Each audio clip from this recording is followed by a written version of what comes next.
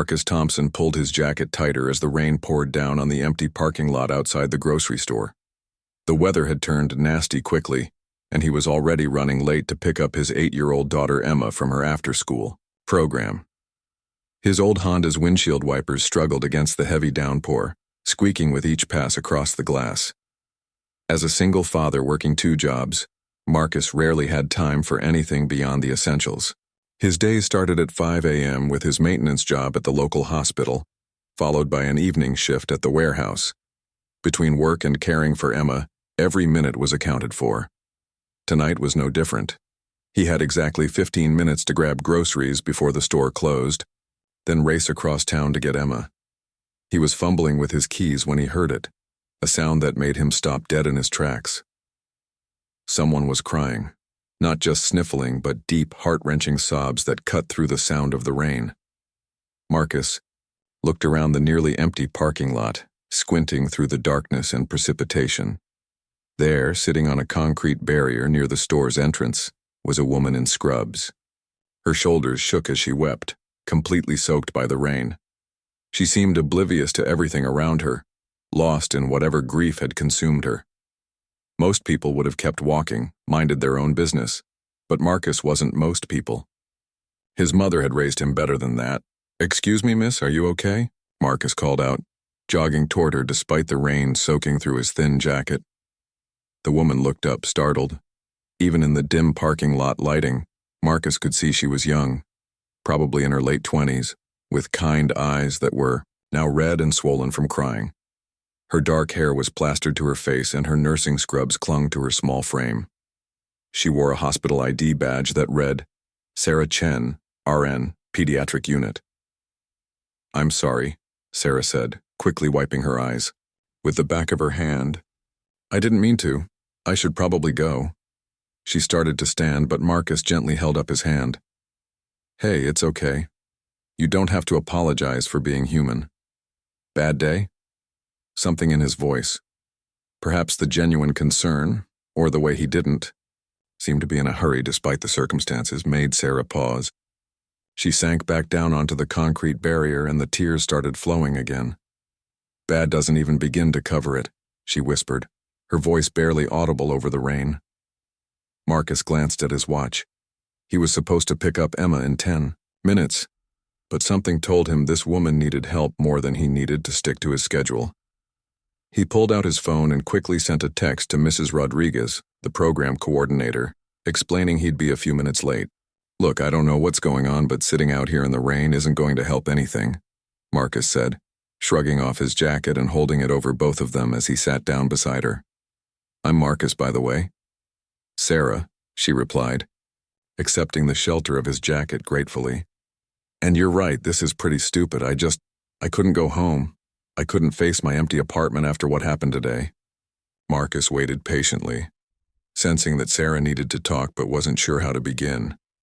In his experience, both as a father and as someone who had faced his own share of hardships, sometimes people just needed someone to listen.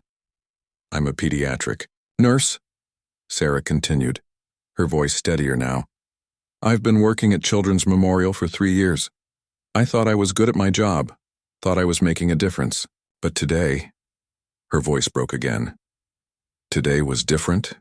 Marcus prompted gently. Sarah nodded, struggling to find the words. "There was this little boy, Tommy. He's been my patient for weeks. Leukemia.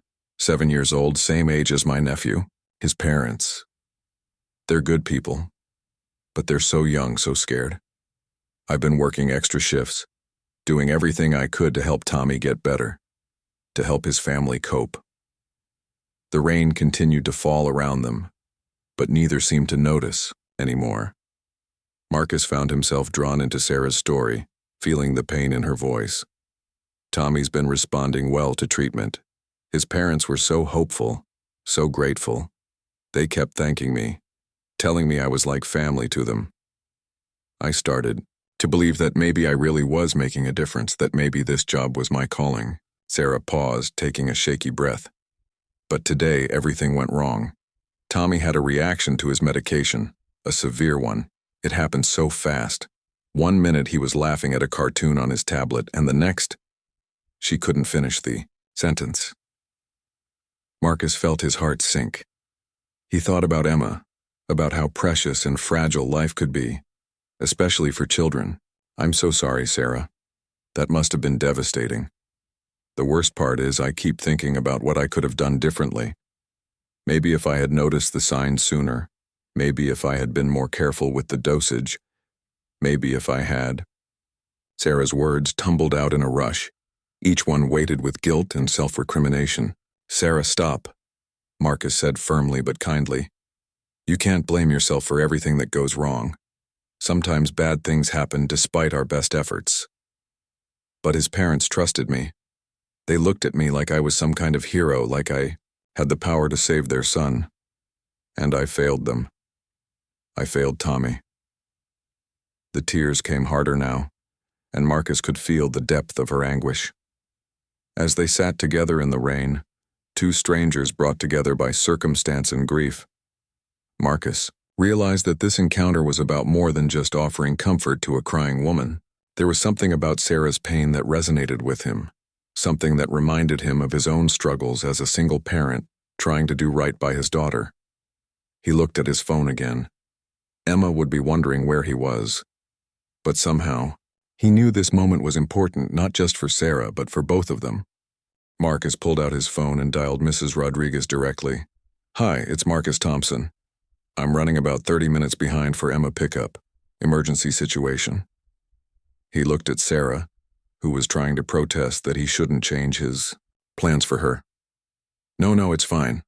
I'll pay the late fee, thank you. You don't understand, Sarah said, standing up abruptly. You have a daughter to pick up. You shouldn't be sitting here with a stranger who can't get her act together. This is exactly the problem. I'm so wrapped up in my own failures that I'm making other people's lives difficult too. Sit down, Sarah. Marcus's voice was gentle but firm. My daughter Emma is safe and warm inside that building. She's probably having a blast staying late because she gets to help Mrs. Rodriguez with the younger kids. You, on the other hand, are falling apart in a parking lot during a thunderstorm. Which situation do you think needs more immediate attention? Despite everything, Sarah almost smiled at that. You don't even know me. For all you know, I could be completely crazy. Are you? Marcus asked with a slight grin. Probably, Sarah admitted, sinking back down beside him. I mean, who sits in the rain having a breakdown over a job? Normal people go home, eat ice cream, watch Netflix, and move on with their lives. Normal people also don't spend their days taking care of sick children, Marcus pointed out. That takes a special kind of person. The kind who cares so much it hurts. Sarah was quiet for a moment, processing his words. How do you know what to say? Are you a therapist or something? Marcus laughed, a sound that surprised them both with its warmth. Hardly. I'm a maintenance guy at the hospital. Probably the same one where you work, actually. And I stock shelves at a warehouse. But I've been a single dad for 5 years now, and let me tell you, that's taught me more about crisis management than any degree could. Single dad? Sarah asked, her attention shifting from her own problems for the first time since he'd found her. Emma's mom left when Emma was 3, Marcus explained simply. Decided parenthood wasn't for her. I won't lie, those first couple years were rough. I had no idea what I was doing, and I made about 1,000 mistakes trying to figure it out. Sarah studied his face in the dim parking lot light. There was something steady about him, something that suggested he'd been through his own struggles and come out stronger. That must have been terrifying, being responsible for another person's entire world. It was, Marcus admitted. Still is some days. Every decision I make affects her future. Every mistake I make, she pays for too. The pressure is enormous. But you kept going, Sarah observed. What choice did I have? She needed me. Simple as that. He paused, considering his next words carefully. The thing is, Sarah, I bet Tommy's parents don't see you as someone who failed their son. I bet they see you as someone who cared about him enough to fight for him every single day. Fresh tears started flowing down Sarah's cheeks. But these felt different somehow, less desperate, more healing. He was such a sweet kid, always asking about my day even when he was feeling terrible from the chemo. His parents brought me coffee every morning because they noticed I looked tired. They treated me like family. That's because you were family to them, Marcus said softly. When someone takes care of your child with that level of dedication, they become family. Trust me on that one. I just keep thinking about all the other families I've worked with, all the children I've cared for. What if I'm not cut out for this? What if I'm in the wrong profession? Sarah's voice was small, vulnerable. Marcus was quiet for a long moment, thinking about his own moments of doubt as a parent, as a provider, as a man trying to build a good life for his daughter. Can I tell you something that might sound crazy? Sarah nodded. I think the people who question whether they're doing enough, whether they're good enough, whether they belong, those are exactly the people who should be doing the job. The people who never doubt themselves, who never worry about their impact, those are the ones I'd be concerned about. That does sound crazy, Sarah said, but there was a hint of a smile in her voice. Emma went through a phase when she was 6, where she was convinced I was the worst dad in the world, Marcus continued. I wouldn't let her eat cookies for dinner. I made her go to bed at a reasonable hour. I insisted she do her homework before watching TV. One night she told me she wished she had a different daddy, one who would let her do whatever she wanted. Ouch. Sarah winced. That had to hurt. It did. I spent the whole night wondering if I was being too strict, if I was damaging her somehow. But then I realized something. If I didn't care about her well-being, her words wouldn't have hurt so much. The fact that I was questioning myself meant I was invested in being the best parent I could be. Sarah absorbed this, seeing the parallel he was drawing. So you're saying my guilt and self-doubt might actually be proof that I care about my patients? I'm saying someone who doesn't care doesn't lose sleep over their mistakes. They don't sit in parking lots crying over children they couldn't save. They clock out and forget about work until the next day. Marcus adjusted his jacket, making sure Sarah stayed dry. The fact that Tommy's situation is tearing you apart tells me everything I need to know about what kind of nurse you are. But caring doesn't change the outcome, Sarah said quietly. Tommy is still what, Sarah? Marcus asked gently when she trailed off. Sarah took a deep breath, steadying herself to share the rest of the story. Tommy had the reaction during my shift. The doctors managed to stabilize him, but he's back in critical condition. His parents were so scared, so confused. They kept asking me what went wrong, what they could have done differently, and I didn't have answers for them. But he's alive, Marcus said. You said the doctors stabilized him. For now, Sarah whispered, but his treatment has to be completely revised. The medication that was helping him fight the cancer nearly killed him today. His parents are talking about taking him to another hospital, getting different doctors. They've lost faith in the whole team, including me. Marcus felt the weight of Sarah's burden settling over both of them. This wasn't just about a bad day at work. This was about a young woman questioning everything she believed about her purpose in life. The rain began to lighten as Marcus processed what Sarah had told him. He found himself thinking about the pediatric wing at the hospital where he worked, wondering if he'd ever seen her during his early morning maintenance rounds. The hospital was huge with hundreds of employees, but something about her felt familiar. Sarah, Marcus said slowly, which hospital do you work at?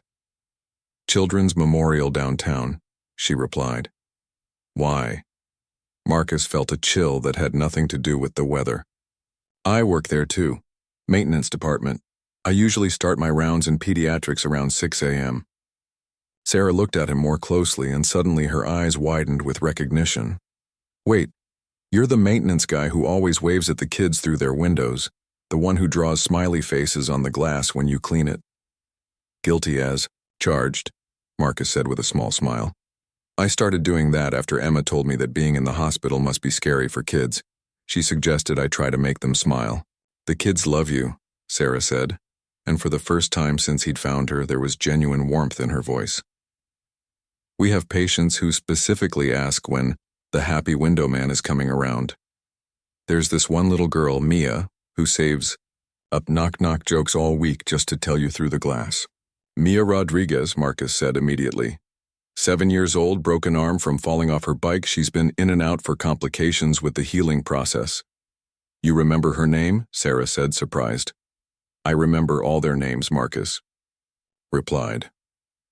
Emma made me promise to treat every child in that hospital like they were her. She said that's what good dads do. They take care of all the kids who need taking care of. Sarah stared at him for a long moment. Your 8-year-old daughter said that? Emma's pretty wise for her age. Having to grow up fast does that to a kid. Marcus paused, then added. She also said something else that might be relevant to what you're going through right now. What's that? She told me that sometimes when people are really sick, God needs extra helpers to take care of them. She said, nurses are like angels who work in hospitals instead of in heaven. Marcus smiled at the memory. According to Emma, angels don't always save everyone, but they make sure nobody has to be scared or sad alone. Fresh tears began streaming down Sarah's face, but these were different, softer somehow. She really said that? She did.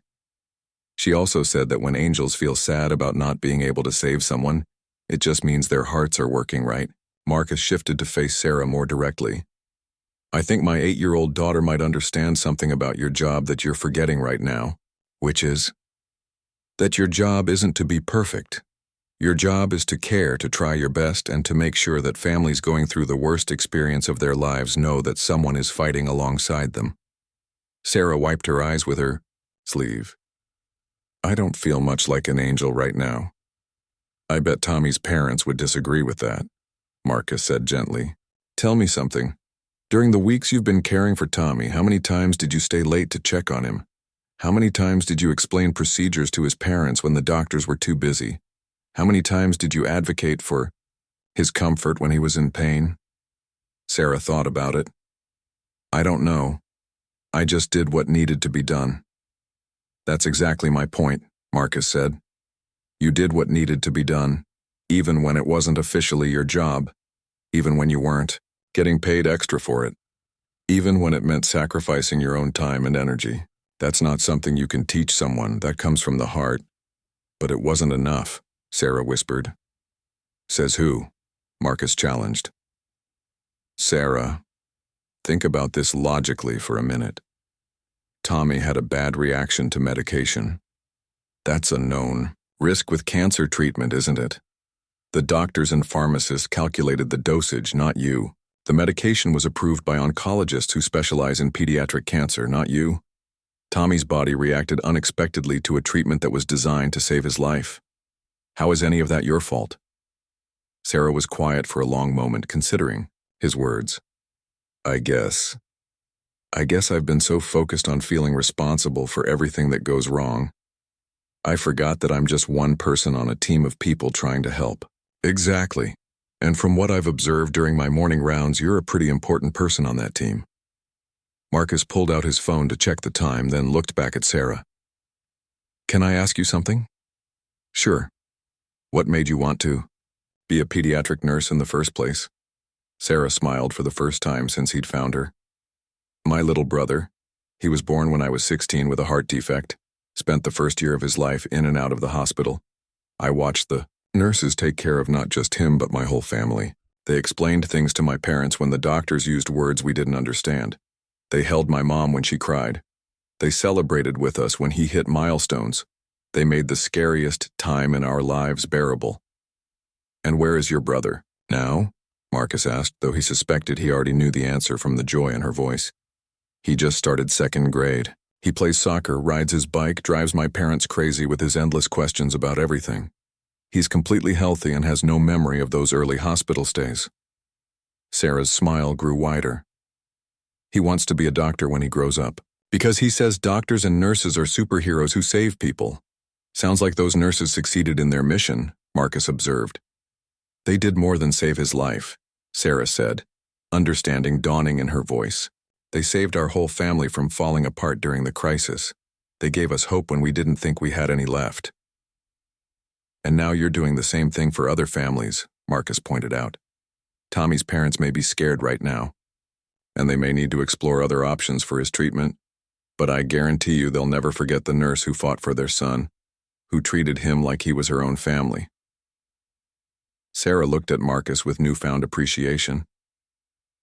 How did you get so wise about all this? You're not just a maintenance worker, are you? Marcus laughed. I really am just a maintenance worker, and a warehouse employee, and a single dad who's doing his best to raise a daughter who sees the good in people.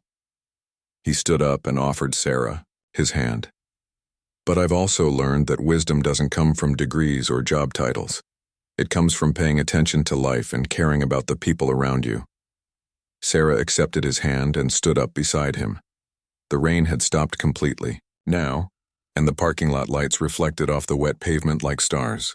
As they stood together in the now quiet parking lot, Sarah seemed to be gathering courage for something.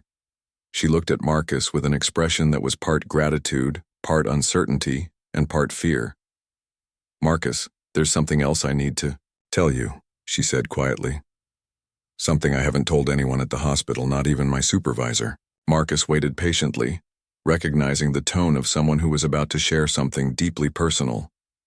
The reason Tommy's situation hit me so hard isn't just because I care about my patients, Sarah continued, her voice barely above a whisper. It's because I lost a patient before, a little girl named Lily. It was 2 years ago, at my previous hospital. The weight of this revelation settled between them.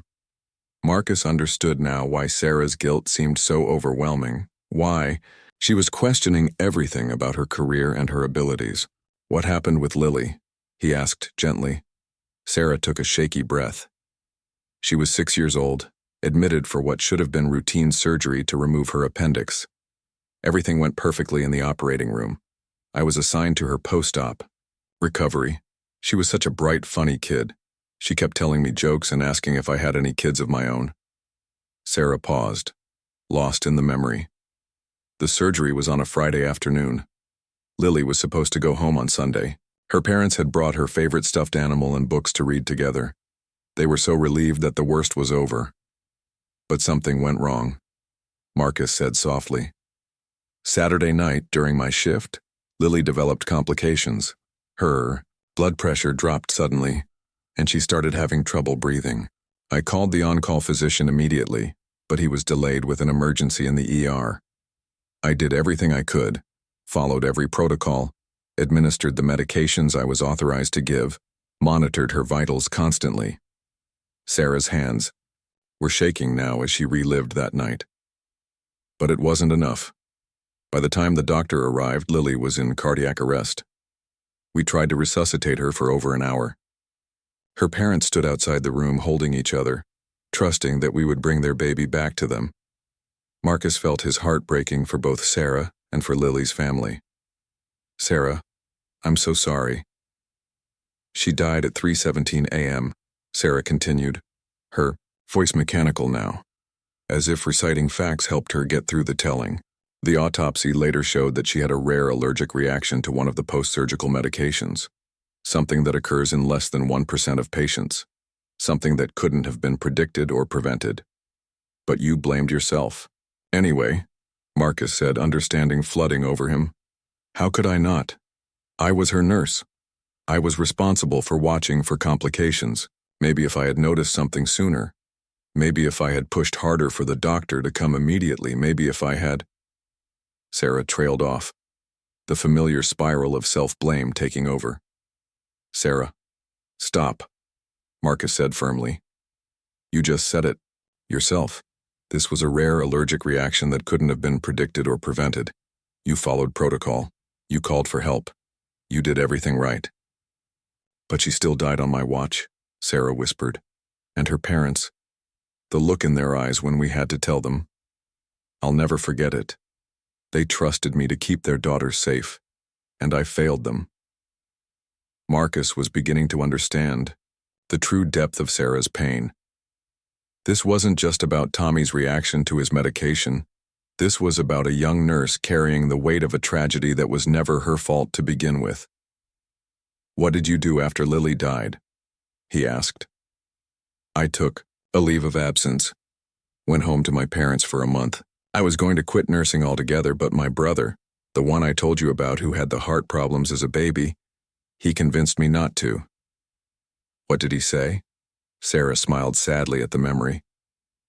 He was only 15 at the time, but he sat me down and asked me if I thought the nurses who took care of him when he was little should have quit after any patient they couldn't save. He reminded me about this one nurse, Janet, who had been especially kind to our family. He said he'd heard from my mom that Janet had lost a patient around the same time she was caring for him. Smart kid, Marcus observed. He said something that stuck with me. Sarah, if Nurse Janet had quit because she was sad about not saving someone, then she wouldn't have been there to help save me. Maybe the reason you couldn't save Lily is because you needed to be available to save someone else who really needs you. Marcus felt chills hearing those words from a 15-year-old. So you went back to nursing? I did, but I transferred to a different hospital and requested pediatric oncology specifically. I thought that if I was working with children who were already fighting for their lives, it would be different. The families would understand that not every battle can be won. Sarah shook her head. But it hasn't been different. Every child I lose, every setback like Tommy's, it all brings me right back to that night with Lily. Sarah, Marcus said carefully, have you ever talked to anyone professionally about what happened? A counselor or therapist? My supervisor, at the time, recommended it, but I was too ashamed. I felt like admitting I needed help would prove that I wasn't cut out for nursing. Sarah looked down at her hands. I know that sounds stupid now. It doesn't sound stupid, it sounds human, Marcus replied. But carrying this alone for 2 years, that's not helping you or your patients. I know that now, especially after today. When Tommy had his reaction, it was like watching Lily's night all over again. The same helplessness, the same fear in his parents' eyes, the same feeling that I was failing everyone who was counting on me. Marcus was quiet for a moment, processing everything Sarah had shared.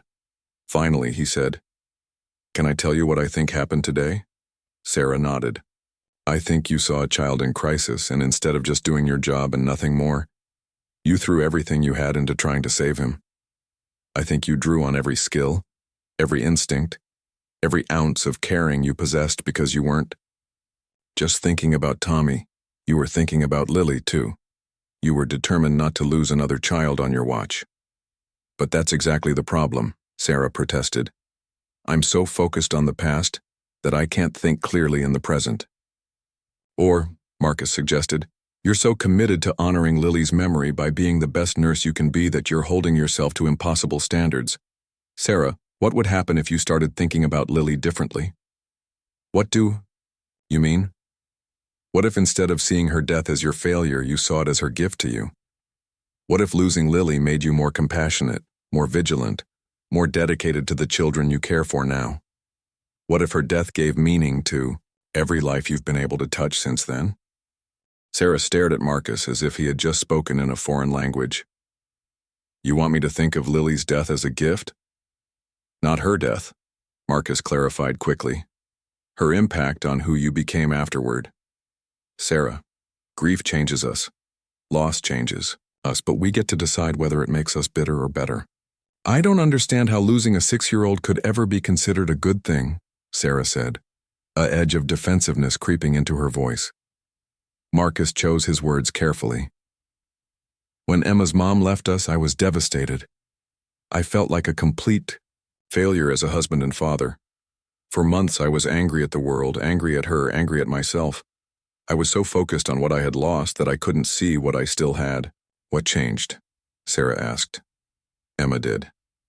One night she found me crying in the kitchen after she'd gone to bed. She was only 3, but she climbed up on my lap and said, Daddy, are you sad because Mommy went away? When I nodded, she said, But, Daddy, now we get to have adventures together, just me and you.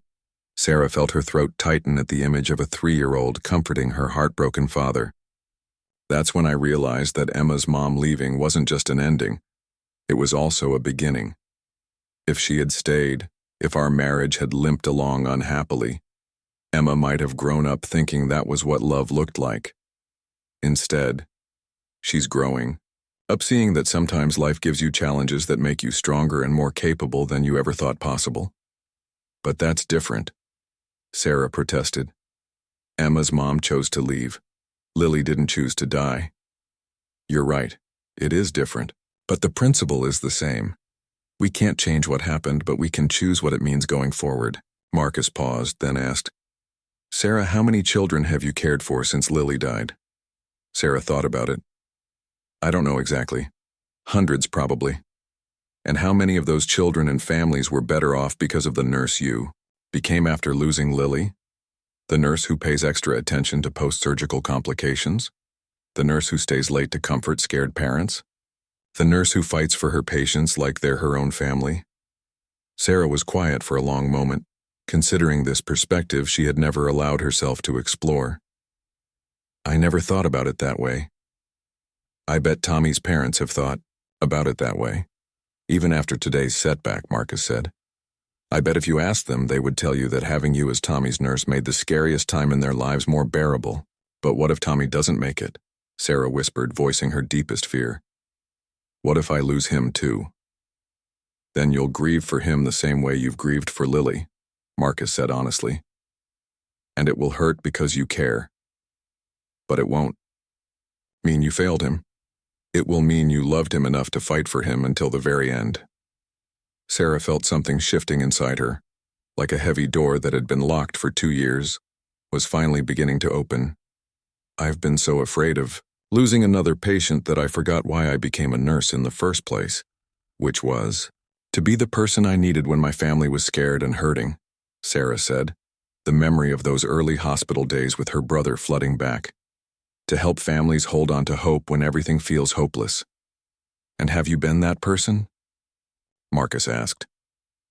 Sarah thought about the families she had worked with over the past 2 years. Mrs. Patterson, whose 4-year-old daughter had brain surgery and who had hugged Sarah and said she was an angel sent from heaven. The Rodriguez family, whose son had been in a car accident and who still sent her Christmas cards. Tommy's parents, who had brought her coffee every morning and treated her like family. Yes, she said quietly. I think I have been. Then Lily's legacy lives on through every family you've helped, every child you've comforted, every parent you've supported through their worst nightmare, Marcus said. That doesn't make her death less tragic, but it does make it meaningful. Tears were streaming down Sarah's face again, but these felt different. Cleansing rather than despairing. I miss her so much. I still think about her all the time. Good, Marcus said firmly. You should miss her. You should think about her. That means she mattered to you and that she changed you in ways that will ripple out to touch countless other lives. I just wish I could tell her family that I think about her, that I've tried to honor her memory by being better at my job, Sarah said.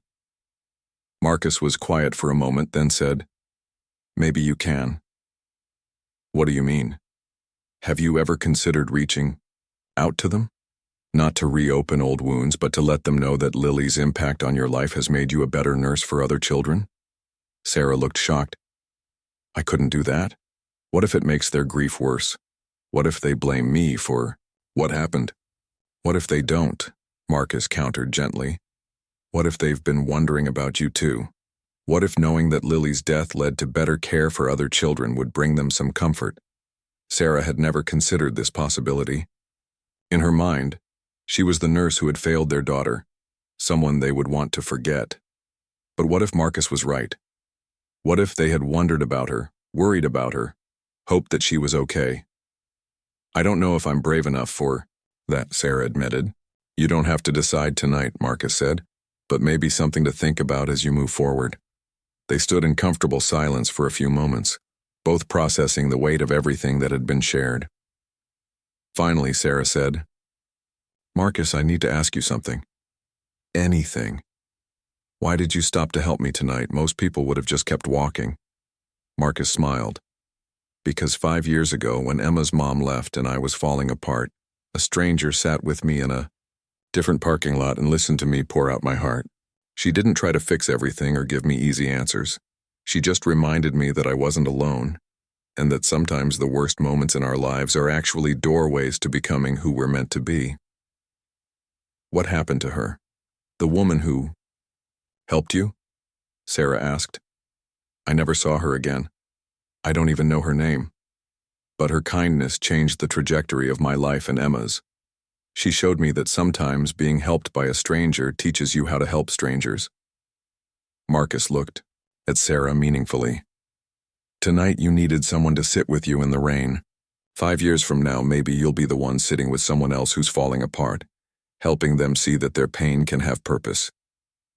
Sarah felt a profound shift happening inside her.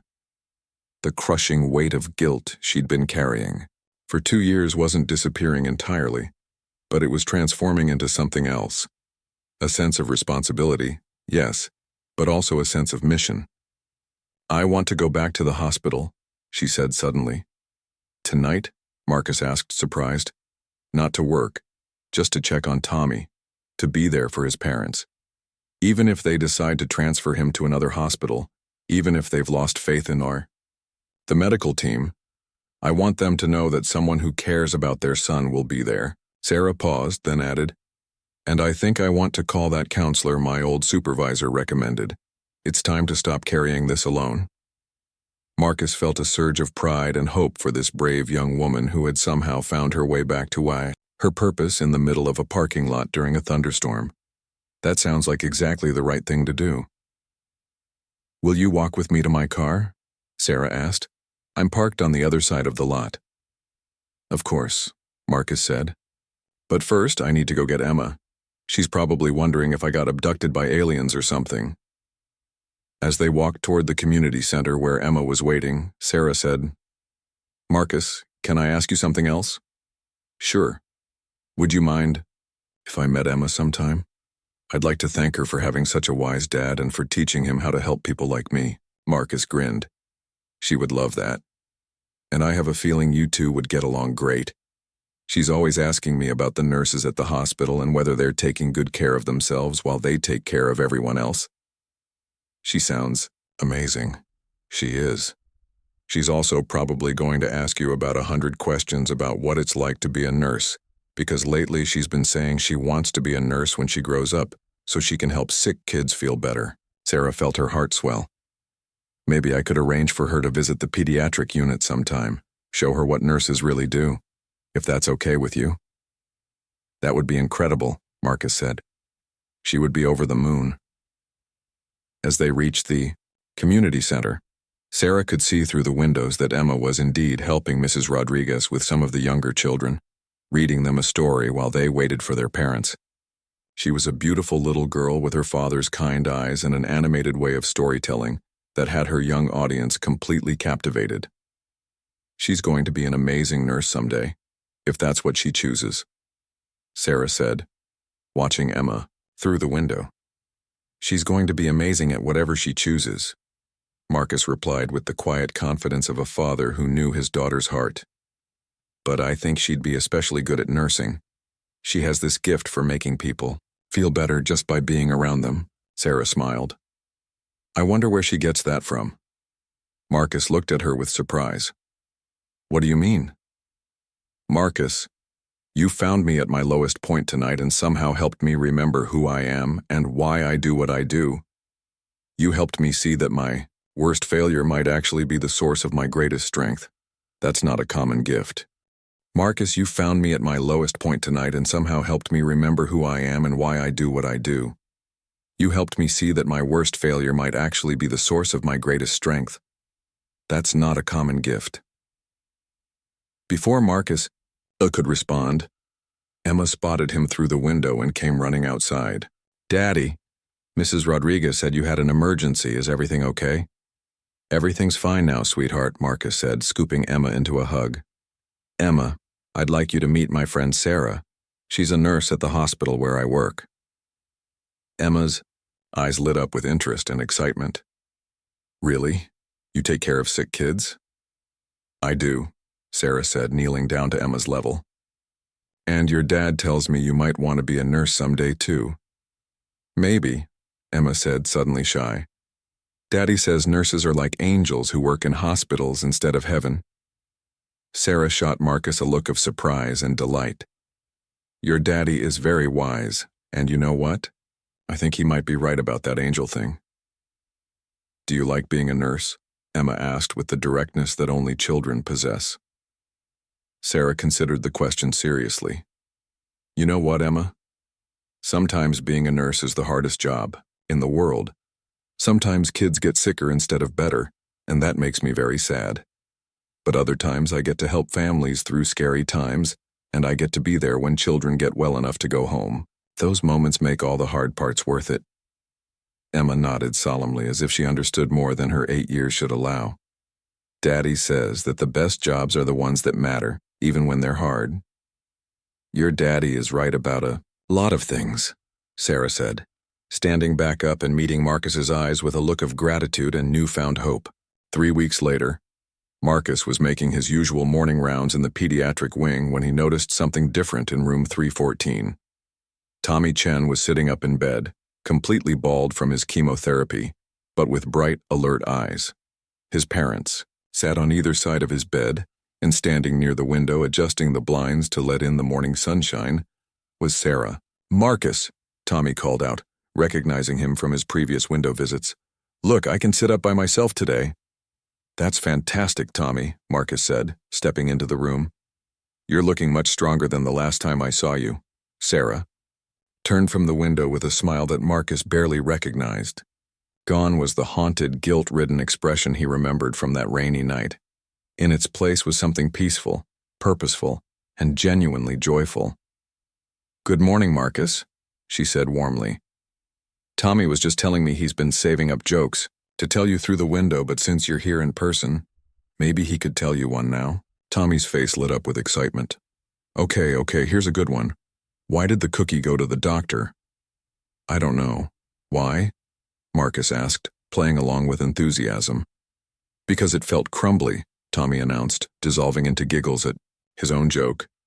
That's terrible, Marcus said with a grin. I love it. Tommy's mother, Mrs. Chen, looked up at Marcus with tears in her eyes. Mr. Thompson, I don't know if Sarah told you, but Tommy's new treatment protocol is working beautifully. The doctors are very optimistic about his prognosis. That's wonderful news, Marcus said, genuinely happy for the family. And it's all thanks to Sarah, Mr. Chen added. When we were considering transferring Tommy to another hospital after his reaction, Sarah spent hours with us, explaining all our options, helping us understand the new treatment plan, and advocating for us with the medical team. She never made us feel like we were being difficult or unreasonable for wanting a second opinion. Sarah looked slightly embarrassed by the praise.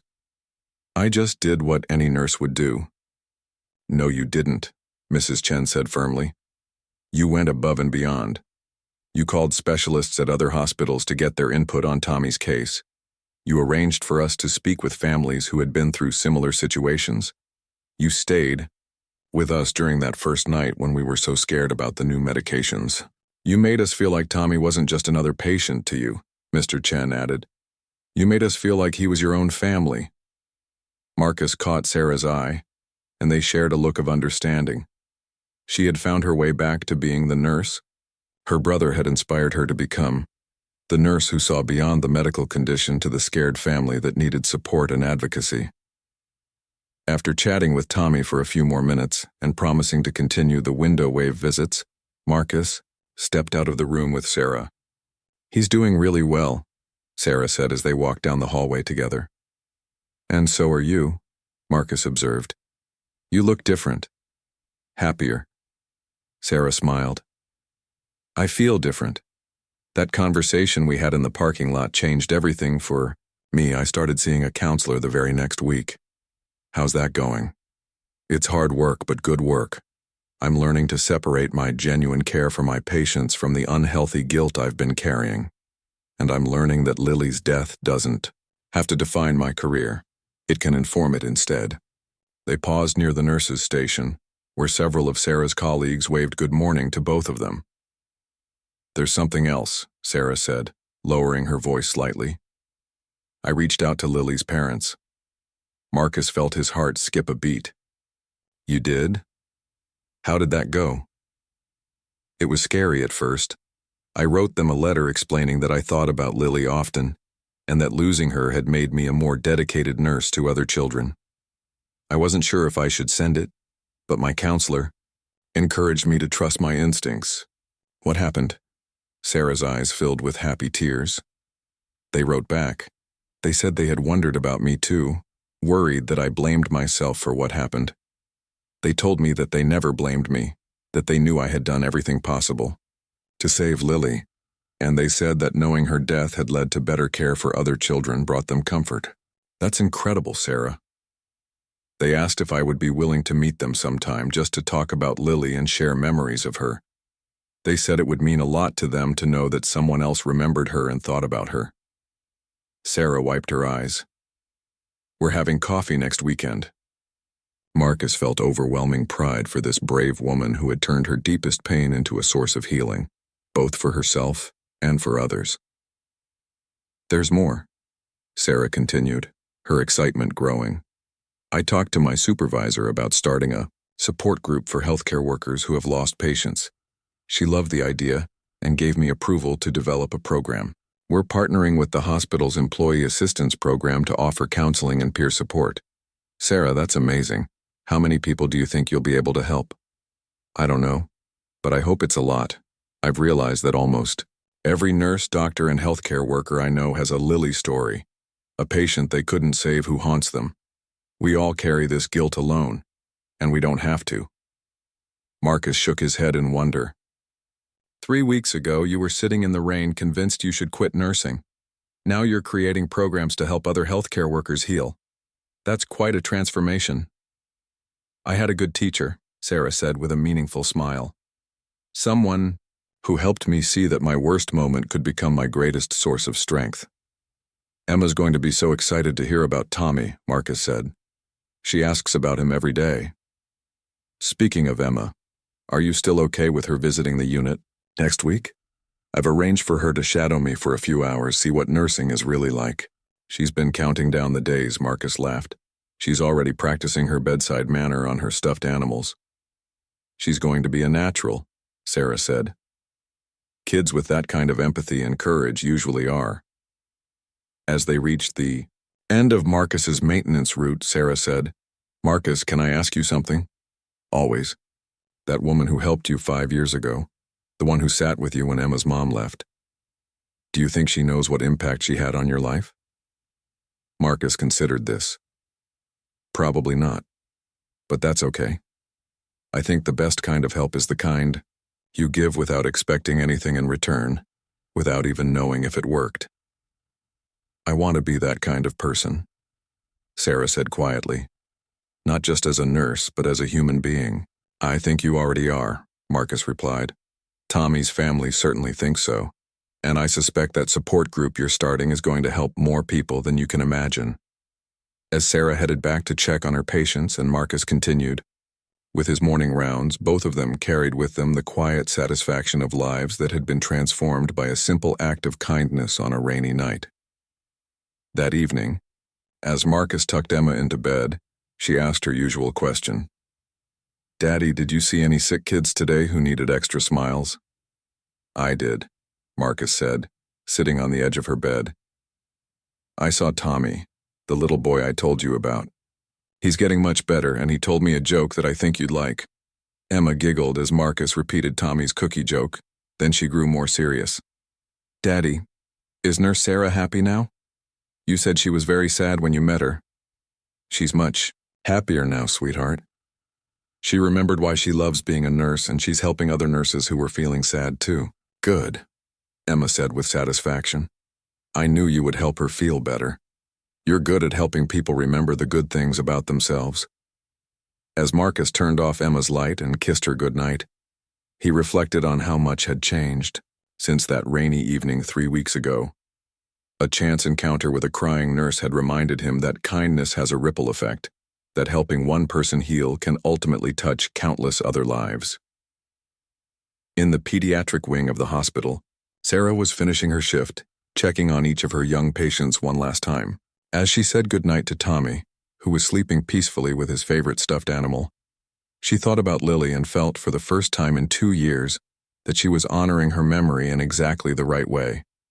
Sometimes the most meaningful connections happen in the most unexpected moments between strangers who become exactly what the other person needs at exactly the right time. And sometimes Those connections create ripples of healing that spread far beyond what either person could have imagined on a rainy night in a parking lot, when one person's willingness to stop and care changed two lives forever.